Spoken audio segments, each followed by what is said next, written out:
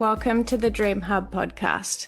Today I'm joined by Megan Mary, a dream analyst, dream worker, and the author of the Witches of Maple Hollow trilogy. Megan's work sits in a space I really love, where dreams aren't reduced to symbols or psychology alone, but they're treated as experiences, places we enter, stories that carry intelligence. Her writing explores dreams, portals, ancestry, and spiritual inheritance. Not in a preachy way, but through story. And I'm excited to explore what happens when dream work and fiction meet. Thank you for coming on today, Megan Mary. It's lovely to meet you. Thank you for having me here, Melissa. I'm really excited. You're so welcome. I am too. This is really interesting. So, you work professionally with dreams and you've written a trilogy where dreams are central to the story. I want to know what came first for you. Was it like the dream work or the storytelling? Well, the dream that inspired the story came first. Excellent. I can't wait to hear. Yes. So let's see, about a dozen years ago now, I had a dream about a talking cat. And he had a lisp and he told me his name was Wixby. And I was like, okay, I'm not sure what to do with this, but I really feel like this is one of the ones that I can't let go. And so I started to write a little story about him, and I wasn't actively writing at the time at all. Didn't have really any schooling necessarily in writing. I have a master's in English, but it was more theory. It wasn't creative writing. And so I wrote a little story, short story, but it had no ending, and I set it down. And I didn't pick it back up again until many years later, close to 10 years later, when I was going through a very difficult time medically, and I was starting to have a spiritual remembering experience. And the dreams started to really take me to another dimension and share all this information with me. And I thought, okay, now's the time I have to go back to that story. The story didn't originally have a lot to do with dreams per se. It was more about the cat.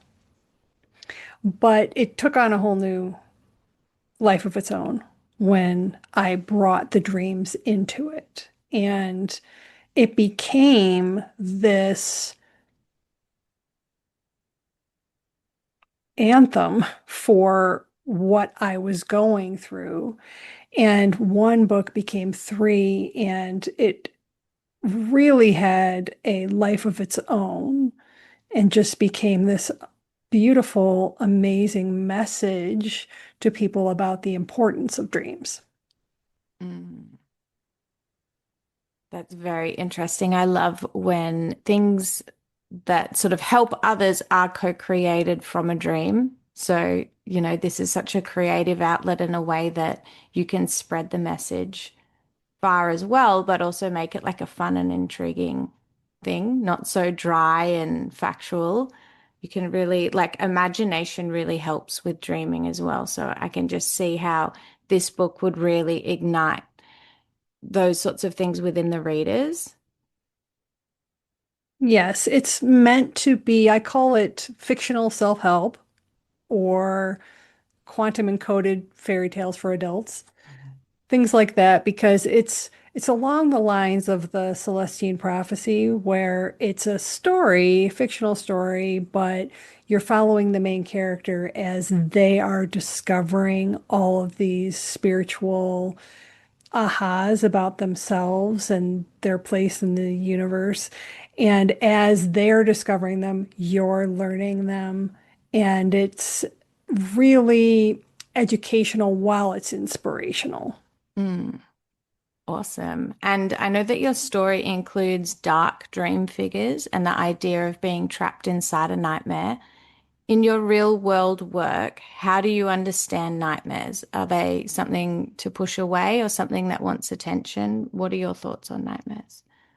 I feel that nightmares are a huge opportunity for us to do the really important shadow work that we're being called to do.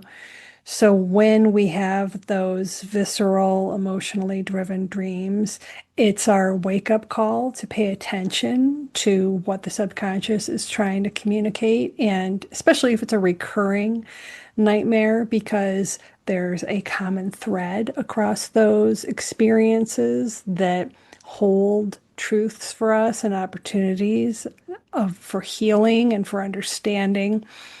And so many times, those are the ones that people will remember. And they're also the reason that they subconsciously choose to stop remembering their dreams because they think, oh, I don't want to remember that. And I would just as well forget it. And if that's what dreams are going to be like, I don't want to remember them at all. And then they come around and say, I don't remember my dreams. Why is that? So I think nightmares are that pivotal moment for us to dive into our shadow self and say, okay, I know this is terrifying, or I know this is really upsetting, but what message does it hold for me that I can transmute into something healing? How can I view this in a different way? Or how can I restory this story so that I can move forward in my understanding of myself? Mm, that's a great perspective. I love how you're saying that a nightmare is an opportunity and seeing it in that way. And I know that not remembering dreams really comes at a cost. So flipping the script or the way that you're thinking about the nightmare, the way that you framed it is really helpful. And even just changing those thought patterns and thinking of something new is going to already create a shift in them and hopefully give some clarity on the messages as well, because I know sometimes they can be confusing, but you don't know exactly what it's pointing to or trying to tell you. Yes, and one of the messages really, so the first book in the trilogy and the one that started the whole thing, The Dream Haunters, the message of that is what happens if you don't remember them, if you ignore them. And so those nefarious characters are the ones who trap you in those negativity loops of your dreams because you're not working through them. You're not harnessing that healing opportunity. You're not recognizing the parts of yourself that are longing to be recognized. And so it's a message through the story that you don't want the dream haunters to get you, so you better pay attention and Mm, you better start making this part of your practice. I love that. That's really cool. So readers really connect with the dream figures in your books, especially the animal guides. In your dream work practice, how common is it for people to encounter guides, helpers, or wise presences in their dreams? Very common. And they come in all shapes and sizes, right? I mean, I think in my second second book possibly there's a spirit guide named Leaf, but he's not even a leaf. He's just the stem of the leaf. And he actually came to me in my dream and he had little eyes and he was just cartoon character stem. And he had a lot to say. And so from large to small, you want to pay attention to those helpers, those spirits. They could be people that have passed on visitation dreams, but they could also just be random animal or object characters. It could be a talking teapot for all, and uh, I often, when I do encounter these, I get really excited because I'm like, oh, what are you gonna bring me? What are you here for?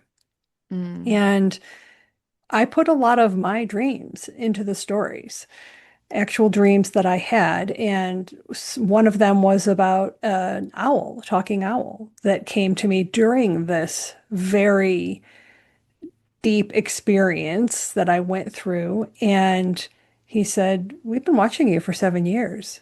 And I think we should tell everybody what's about to happen. You might want to get more journals.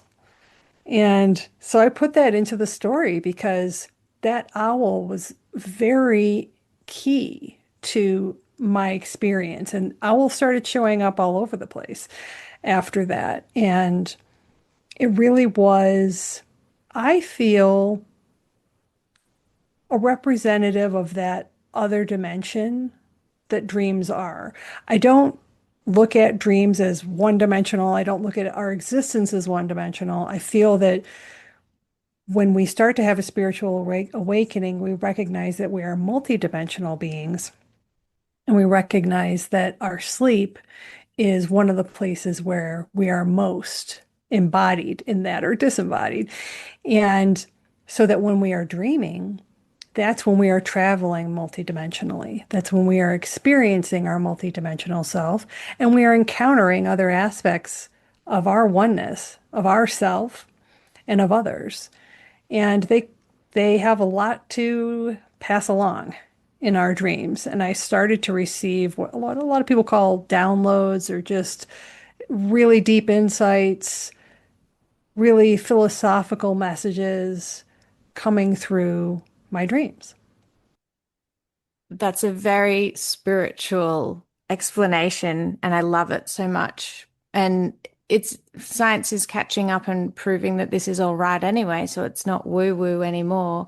But I love how beautifully you're able to explain that to some people, people don't really understand, or if they're just on the tip of an awakening, there can be a lot of information that can be confusing and overwhelming. And the way that you just explained that so clearly was very beautiful. And yeah, I appreciate that explanation there and those thought patterns. That's great. Your books do explore metaphysical ideas of portals, mirrors, different dimensions, but through story, not theory, which is what you were just explaining.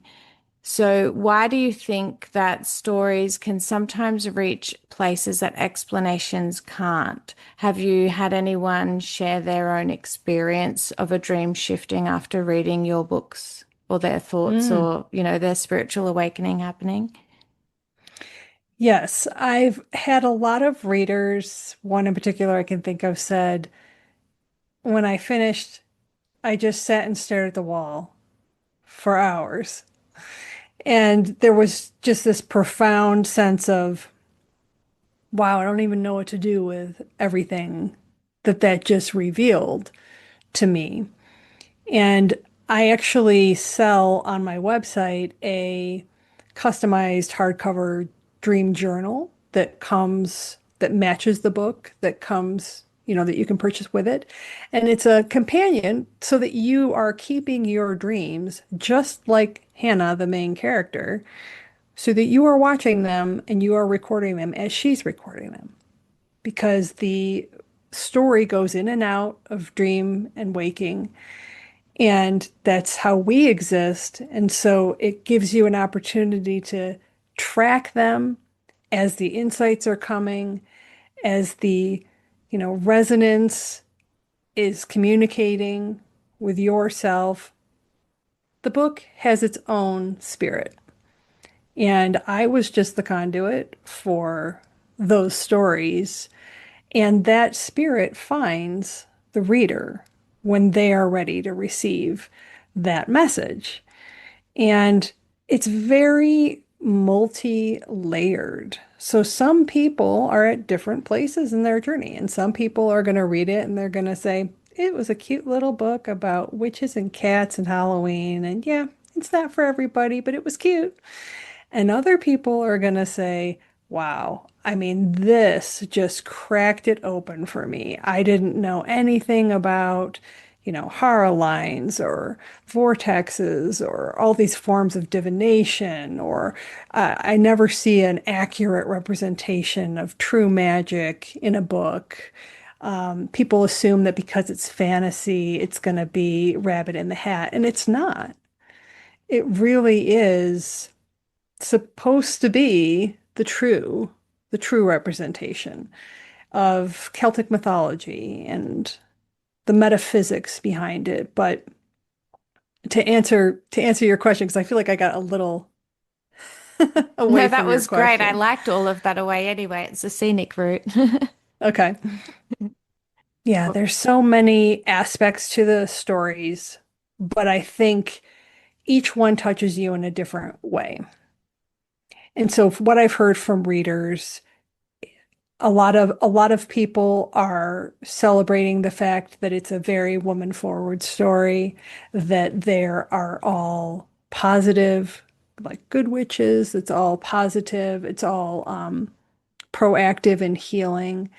And the second book really goes through that phase of ego death that people experience when they go through a spiritual awakening. It really gets to the crux of the issues of identity, illusion, vanity, and our understanding of reality and how we view ourselves in this world. And when we get to the third book, we really get into the time travel, further multidimensional aspects, but there's a lot of astrology and, well, I would say astronomy as well, celestial occurrences that are happening throughout the book. They all take place at Mercury retrograde. There's a lot of solar flares and eclipses and full moons and all this sort of thing. And a lot of it is actually based on historic accuracy for the years they were written, the celestial events that occurred. So I think that there's going to I'm visualizing a mini fandom where they are diving into all the little Easter eggs inside these stories. And that's why I create these discussion guides for book clubs and women's groups and things like that, so that they can take it and almost use it like a manual for all of the things that they're learning and a springboard to go deeper into all the topics that it touches on. That's amazing because most people would think like a fantasy book isn't going to be helping you so deeply. So I love how you've been able to put both of those together and you make it such an immersive experience, having the dream journal with it, having your own dreams in there. It's like the reader's following you on your spiritual awakening within a story that's interesting, but also so many like out of this world, but still within our worlds, facts about, life and spirituality. So it's very, Yes. very rich, so many layers. Yes, it's definitely magical realism in that Yeah. sense. It's low fantasy in terms of the world building and the complexity, and they're mysteries. So you have to unravel the mystery, you have to solve the mystery each time, and that lends itself to you putting the puzzle pieces together and starting to understand how it all works together. It's not all laid out for you. It leads you down the path, but Y- it ultimately is your own discovery. That's great because it's also like active practice for then how you're playing and working with your own dreams. Yes. A Mhm. strong thread through the trilogy is ancestral memory and spiritual inheritance. Do you see dreams as a place where people can work through family patterns or unspoken histories? 100%. Yes. Because dreams are a multi-dimensional space, they don't abide by the linear rules of time and space. So we can learn about not just our possibly past lives, parallel lives, multi-existences, but also our lineage that we are carrying with us in our DNA. And of course, dreams reveal so much to us about what we've brought here, but also why we're here.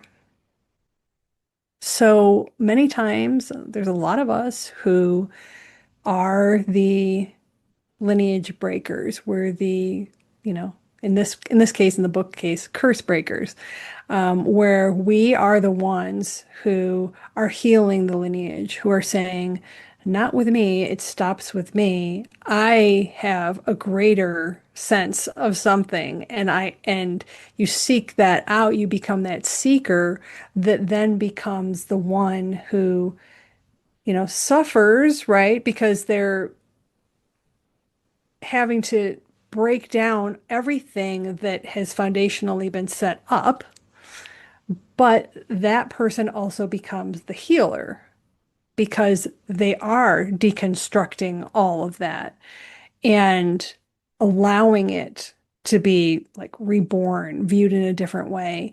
And that breaks the cycle for everyone when you do that, because all of a sudden you're carrying a different energy than everyone in your lineage, and you're helping shine that light. So there's a very strong matrilineal lineage in the stories. In book three, we find out about the seven sisters and what their lineage is, and the fact that, the main character is strongly tied to all of them. And she really has this higher calling to, serve, be of service out in the world.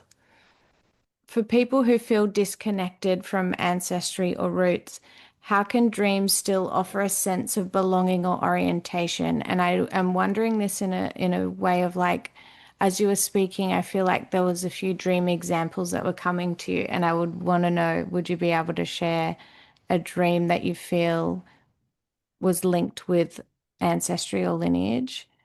Mm, interesting. I mean, the one that's coming up, and this doesn't go far back in my ancestry, but one of the pivotal dreams for me was when my father passed, and I was just 21, and I wasn't really paying a lot of attention to my dreams at the time. And I had a very strong visitation dream 3 days after he passed. And he came to me and he said, "They told me it isn't going to work this way anymore. You're going to have to page me." This was before cell phones. And it was like, okay, thanks for letting me know.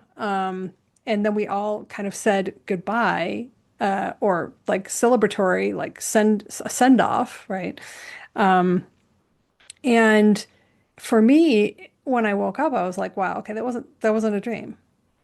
And I realized how much I can interact with people who have passed on that are no longer here.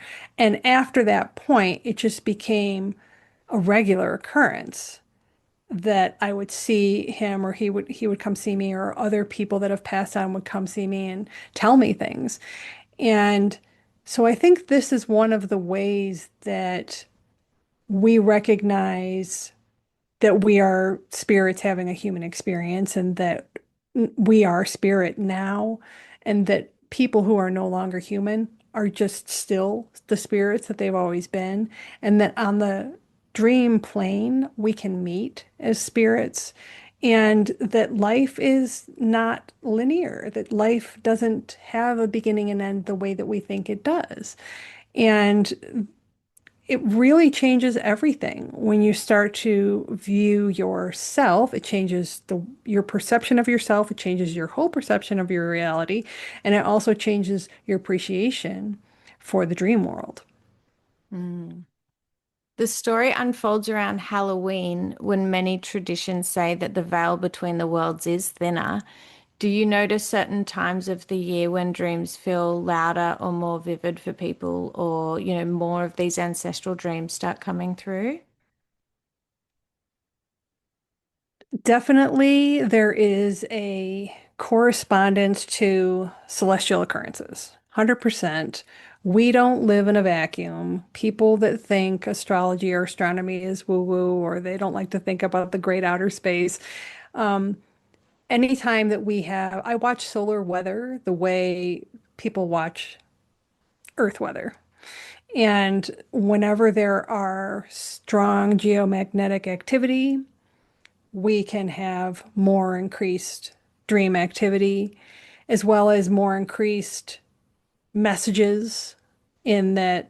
hypnagogic, hypnopompic states, the ones going into and out of dreams, and also the moon phases. I've noticed right now we're in a full moon phase that can be kind of sleepless nights, lots of activity, lots of epic, long saga dreams. And of course, as women, our bodies fluctuate also on that cycle, and we cycle, and our hormones also affect the dreams. And Patricia Garfield was one of the first people to really delve into that and how important the role estrogen plays in our dream recall and in our dream intensity. So there's so many things, but I do think that we are on this planet and we are a part of this planet and we are part of the solar system and we are part of everything that is happening out there, even though it may seem thousands of light years away and like it doesn't affect us.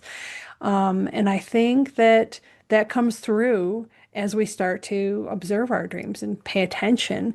One of the things I'd like to do at some point is integrate those celestial occurrences with the dream journal because I think it would be an interesting study to map the types of dreams with that activity intensity. Yeah. That is so cool. I had heard a bit about the moon and even someone saying what moon you're born under can affect your dream recall as to then what Hmm. that moon is doing in that month. And I did start tracking that and notice that my kids never dream around a full moon, and I always do. And then it's the opposite. Like they'll dream only once a month. I'll dream all month and then not on that day, and then they will. It's just so interesting. But I love how, Yeah. it is a reminder that we're not just, I mean, we know we come from the earth, we have to eat off the earth to survive and all of that. But people, it's easy to forget that there's so much beyond that and that that still is affecting us. Yes. Uh, Agreed. so, for someone listening who feels curious about their dreams, but they're unsure where to begin, what's one simple way to start building a relationship with them? Hmm. I think that practicing intent to remember your dreams is very important and a very great way to start because everything starts with intent.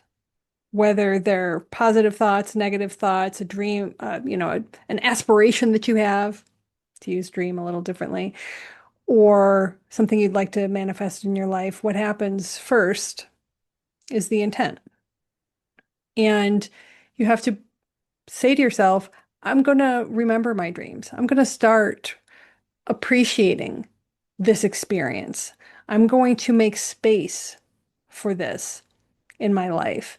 And maybe that means just keeping the journal at first, starting to write in the journal before you go to sleep, starting to write in the journal when you wake up. But also, I think it's a mindfulness practice. It's recognizing when you are in those transitional brainwave states and paying attention, honing it like a muscle, like you would if you were learning how to meditate and trying to get better at it, or if you were trying to learn how to telepathically communicate. You have to practice. And so, really having that intent that, hey, this is something I want to dedicate my some time to, and I want to make this part of what I do on a regular basis because I think it's important. I think there is something to this. So, being mindful of your reality as well as your routines and making space for the messages of the dreams to come through. Mm. And write them down in your dream journal. Yes. So, before we wrap up, I wanted to know, have I missed any questions that you'd want me to ask you, or do you have a message that you want to still convey and put across and share? Hmm. In addition to what I was just speaking about, creating the practice, dedicating the time, recognizing dream appreciation, right? Um, it's being open.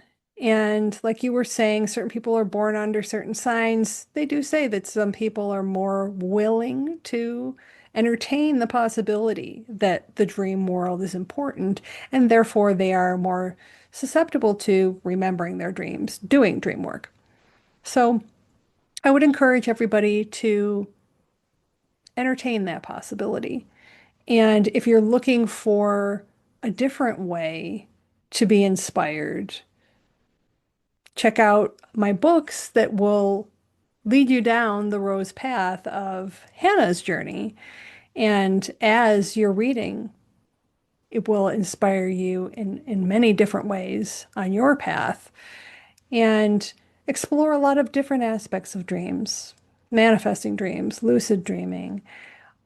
All the other aspects of the dream world are also explored. So it's a wonderful opportunity and tool to use as part of your self-empowerment journey. That's beautiful. Megan, thank you for bringing dreams into story in a way that feels grounded and thoughtful and deeply human. And your work reminds us that dreams don't need to be explained away. They can be listened to and lived with and even walked through one step at a time. Yes, thank you. Thank you so much for giving me the opportunity to share with you today. Thanks. I've loved listening to it. And before we wrap up, listeners, if today's conversation has stirred something in you, if your dreams feel a little closer to the surface, there are a couple of places you can go next. You can find Megan Mary and her Witches of Maple Hollow trilogy, including the Dream Haunters, over at meganmary.com or on social media at Megan Mary Author. Her work is a beautiful invitation to meet your dream life through story, imagination, and curiosity rather than force or analysis. And if you'd like to support your own dreaming in a more embodied way, deeper sleep, clearer recall, more vivid dream experiences, you can try Night Nectar, which is my dream enhancing herbal tea crafted with traditional dream herbs like blue lotus flower and mugwort. You'll find it at nightnectar.au. It's a simple, gentle ritual before bed that helps signal to your nervous system that it's safe to rest and safe to dream. And you can use the code DREAMHUB for a listener discount of 15%. As always, let your dreams meet you where you are. You don't need to chase them, just create the conditions for them to listen. Thank you, Megan Mary. I've loved having you on today. Thanks, Melissa.